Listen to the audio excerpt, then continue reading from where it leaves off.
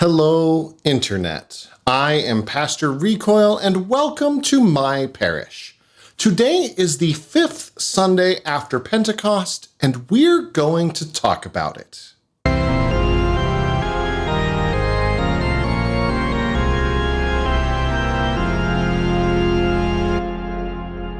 Welcome to Pastor Recoil's parish, where I talk about some things that you may not have heard about in church, either because it's not quite appropriate for all audiences, or it just isn't something that's easy to talk about in a sermon. The readings for the 5th Sunday after Pentecost are Genesis 22, 1 through 14, Psalm 13, Romans 6, 12 through 23, and Matthew 10, 40 through 42. And we're going to talk about how we read the Bible. Today's reading from Genesis 22 is the binding of Isaac, a moment which seems out of place for the God of Israel. God tells Abraham, "Take your son, your only son whom you love, and go to the land of Moriah and offer him there as a burnt offering on one of the mountains that I will show you." Now, first off, Ishmael just got run off into the wilderness last week, so apparently God has forgotten about Ishmael already, but also, what is God doing asking Abraham to sacrifice Isaac, the kid that supposedly was promised by the same God, now asking for his sacrifice? I'm not going to talk much today about how we interpret this passage and how we make sense of it, but instead I'm going to focus on a different problem that this passage brings up: how we read the Bible in the first place.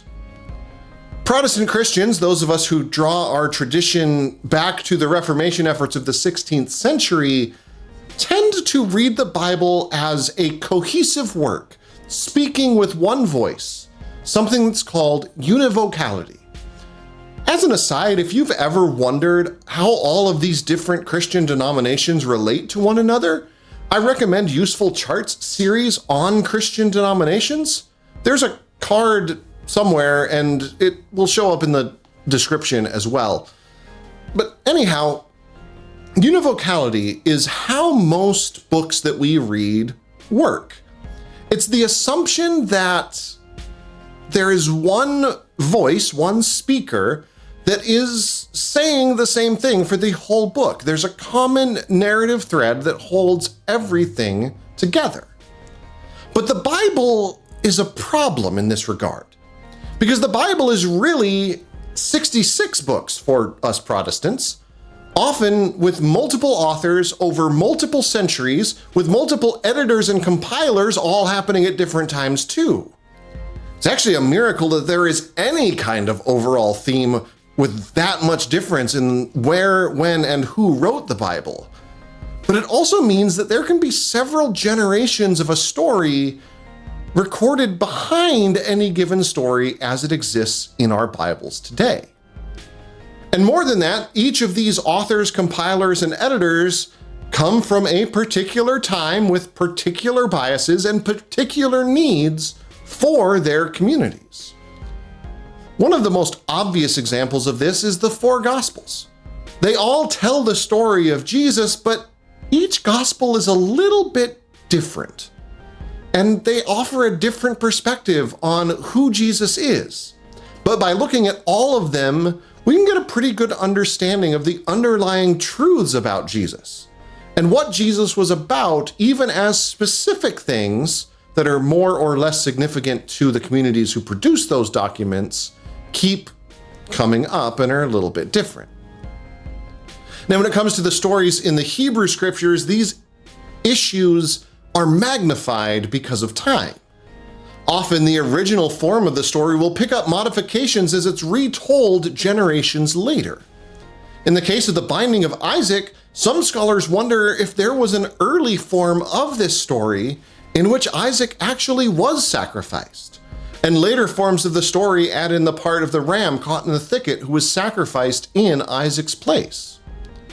This is the realm of textual criticism, those folk practicing linguistic and historical wizardry that is worlds outside my own expertise.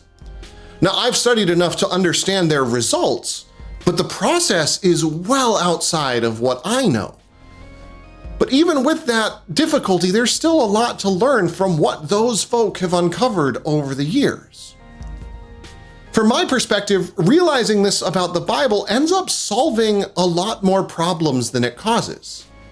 Knowing that, for instance, Paul and James are writing to two very different communities with different struggles means that we don't need to force an agreement between their seeming contradiction between the relationship of faith and works, because they're addressing different particularities. So of course, they're saying different things to those communities. But it also helps to remind us that when the Bible was originally written, it was not for us. Yes, the Holy Spirit worked in their writing so that these writings have meaning for us today, but they're not ours. They were meant for their original audience, facing their particular circumstances. And knowing this background and the information we've learned from textual criticism and other historical things, it helps us deepen our faith as we see the history of humans and God interacting, and it helps guide us into uncertain futures, trusting that the same Spirit who worked in the past will continue to work in the future.